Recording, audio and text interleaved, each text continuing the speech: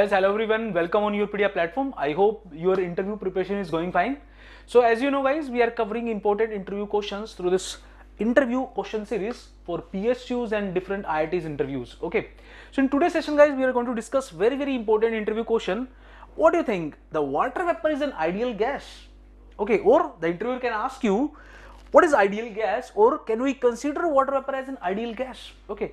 And he can frame this question something like this: water vapor present in the most air considered as ideal gas, whereas the superheated steam in the Rankine cycle, superheated steam in the thermal power plant, that we don't consider as an ideal gas. So the water vapor in the air, that is considered as an ideal gas, but we are not considering superheated steam as ideal gas. What is the reason behind all those things? So he can frame these questions, but the answer most of the time it will be on the same line. And if you attend this session, easily you will be able to answer all these three questions. Okay. So guys, ideal gas is not a real gas. Ideal gas is a hypothetical gas. It's a kind of non-real hypothetical gas in which there is negligible force of attraction between the gas molecule, or what you can say, there is no force of attraction between the gas molecule. There are some of the assumptions for ideal gas. Ideal gas is going to follow that ideal gas equation, PV equal to MRT. Okay, this is the ideal gas equation. All ideal gas are going to follow ideal gas equation.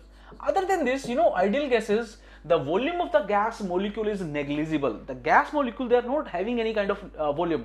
Okay, they are considered as pointed mass with a negligible volume. And other than the intermolecular collision between the gas molecule, there is no force of attraction between the gas molecule. Okay, so those particles of the gases, they are randomly moving, they are colliding with each other, but there is no force of attraction between the gas molecule. So all those assumptions, they are valid for a kind of that hypothetical gas only. All real gases, they are particle, they are having some volume, although that will be very small, but they are having some volume, and there must be some kind of force of attraction between the gas molecule. Although as compared to liquids and solid, the attraction is very less in gases, but you cannot say that attraction is zero. Okay, those assumptions are there for ideal gas only, but the real gases like air, nitrogen, water vapor, in some of the cases we consider those gases as an ideal gas. So what are the conditions under which we consider those gases as an ideal gas?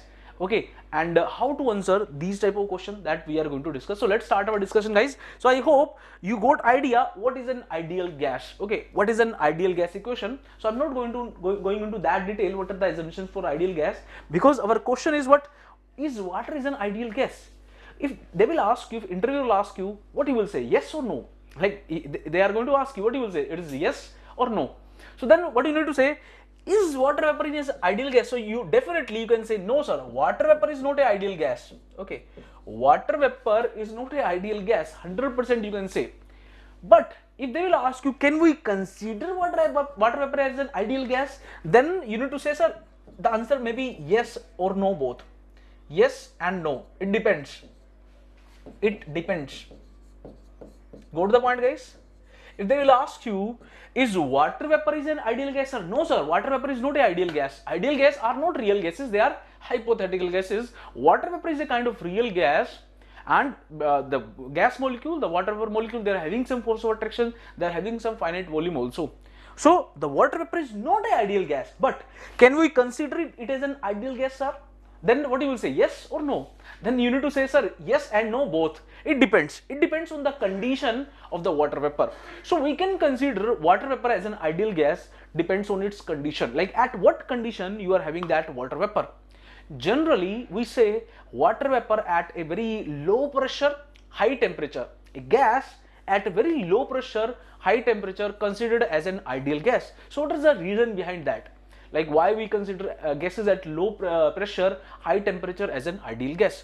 So water vapor, if you are having at a very low pressure, very high temperature, then you can consider that as an ideal gas. Otherwise, in the steam power plant, the thermal power plant, the steam which you are producing, although that steam is at very high temperature, supercritical steam suppose you are producing, so the steam temperature is very high, the temperature of the steam is very high, but the pressure is also very high. The steam which we are generally produce in those thermal power plant, that is at very high pressure and very high temperature. That's why the superheated steam in the thermal power plant, that we don't consider as an ideal gas. But the most air You know, like suppose the air which is having some kind of water vapor in it in the range of suppose 10 to 15 20 grams per kg of dry air. Okay, grams per kg of dry air. तो अगर आप इससे एक relation लगाते हो W which is equal to 0.622 partial pressure of the water vapor by total pressure minus partial pressure, तो यहां से अगर आप चेक करते हो PV partial pressure of the water vapor, it will come out very very low, very बहुत low कब आएगा. It is in the range of 3 to 4 5 even less than that also, 2 to 3 kilopascal, something like that. Okay, so it is very very less than 10 kilopascal. The partial pressure of the water vapor present in the air is less than 10 kilopascal. Go to the point, guys. Because for the water vapor which is there inside the air, the partial pressure of the water vapor is very very low. Okay, even if you will consider the saturated condition, saturated air, so for that also the water vapor partial pressure of the water vapor is very very low as compared to 10 kilopascal. So the water vapor, if you are having at 10 kilopascal, lower than that 10 kilopascal, irrespective of any temperature, you can consider this the steam water vapor as an ideal gas. But if the pressure is high, considerably high, okay, more than 10 kilopascal, and the temperature is also not that much high, then you cannot consider water vapor as an ideal gas. So I think you got some basic understanding why most air considered as an ideal gas, and why most air, the water vapor present in the air is considered as an ideal gas, remaining all air also is considered as an ideal gas, and why we don't consider superheated steam as an ideal gas. So how to defend this question, guys? You need to say, sir, in superheated the steam which we are having in the Rankine cycle, it is at very high pressure, very high temperature. So at that pressure, the error in considering that steam as an ideal gas will be very high. You know, guys, there is a particular thing, percentage error. Okay, percentage error which is equal to the volume of the gas minus ideal volume. You can say this is actual volume of the gas, ideal volume, okay, divided by VA into 100. This is known as a percentage error. Okay, this is known as a percentage error. And guys, if this percentage error is less than 0.1 means is that 1%. If this percentage error is less than 1%, then only we can consider that gas as an ideal gas. If the error is high, then if you will consider superheated steam as an ideal gas, then error will be high, guys, and in that case the accuracy will not be good if you will consider steam as an ideal gas. So what you need to say, sir, when we are having, like in this diagram, if you observe, if you are having steam below this pressure 10 kilopascal, this is the range, guys, this is the area. So this is the constant pressure line. This is actually a temperature versus volume diagram. Okay, temperature versus specific volume diagram, and in this temperature versus specific volume diagram, you can observe different constant pressure line. ये आपको क्या दिख रही है बच्चों? These are the constant pressure line. Okay, these are constant pressure line. So pressure constant line, pressure equal to constant. Okay, pressure is constant. चलिए. So guys, on this constant pressure line, if you will observe, the pressure below 10 kilopascal, इसके नीचे अगर pressure है बच्चों, pressure if it is below 10 kilopascal, irrespective of temperature, irrespective of temperature, the gas considered as an ideal gas, irrespective of temperature, the gas is considered as an ideal gas. But if you will go at high pressure, guys, usually in the range of 5 megapascal, 10 megapascal, which is there in the steam power plant, so you will enter into this region. So the temperature is high, but at this high pressure temperature, the pressure is also high. So this is the reason which belongs to what? Very high error. So this is the reason, like this dotted line, इसके इधर वाला जो reason है बच्चों, मैं यहाँ दिखा देता हूँ. This is the reason where the error is less than 1%. Okay, in this region the error is less than 1%, and in this remaining region the error is more than 1%. That's why we don't consider water vapor as an ideal gas if the condition of the water vapor lies in this region. Got the point, guys? So that's why I think now you will be able to convince the interviewer what do you understand by high temperature and high low pressure. But guys, that statement is not right every time. Why? Because how you can define low temperature, high pressure for each and every gas? Because the criteria will be different. You know, like suppose if you will take nitrogen, Nitrogen, even at a very low temperature in the range of suppose -10, -50, even -100 degrees Celsius, you can consider it as an ideal gas. So because its boiling point, its melting points are different as compared to the boiling points and melting points of water. So water vapor, if you are having at very low temperature, then you will have it in the form of liquids.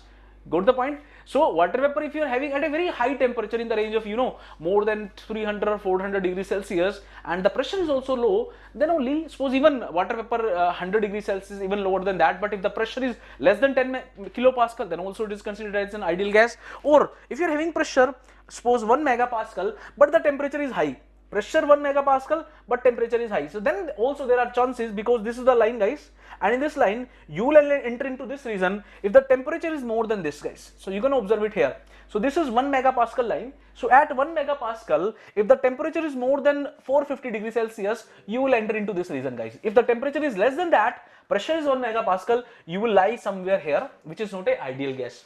Okay, so it depends, but the criteria will be different, because different gases, they are having different boiling point, they are having different melting point. So how you can define low temperature, very low pressure, and how you can define high temperature, because the high temperature and low pressure will be different for each and every gas. Got the point guys? That's why some kind of reduced pressure and reduced temperature are defined.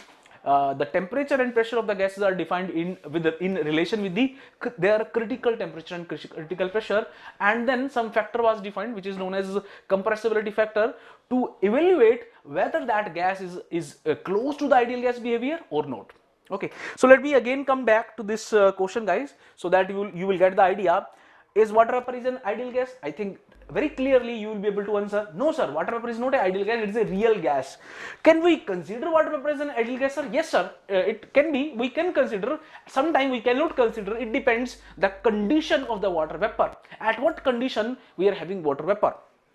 Why water vapor considered as an ideal gas in most air? Because sir, most air, the partial pressure of the water vapor is very low, and at that low partial pressure, less than 10 kilopascal, irrespective of temperature, we can consider water vapor as an ideal gas. But the steam which is there in superheated steam which is there in the thermal power plant which we are producing, that steam is at a very high temperature, but the pressure of the steam is also very high, and at that high pressure, suppose in the range of 5 megapascal, okay, or 10 megapascal, in that range, suppose you are having steam, what is the critical temperature? Critical temperature is 22 megapascal. Okay, so even suppose if you are having steam lower than that critical pressure, 22 megapascal is the critical pressure. Okay, 374 is the critical temperature for water. So even if you are having steam at a very high temperature, but the pressure is very high, so you will lie in this region, close to 10 megapascal, 20 megapascal. The temperature is very high,